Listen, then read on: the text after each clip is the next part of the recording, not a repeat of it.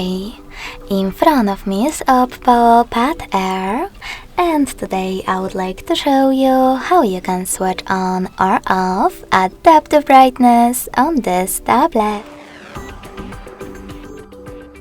You need to begin by opening Tab menu. Now tap on this little icon with a sun located next to brightness slider. If it's blue, that means that auto brightness is enabled, but you can always disable it by tapping on the same icon again. If you wish to, you can also go into settings, scroll down just a bit and tap on display and brightness.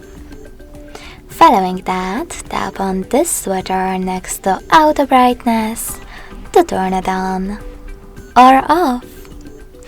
Thanks so much for watching. If you enjoyed this video, smash that like button, comment and subscribe. Bye!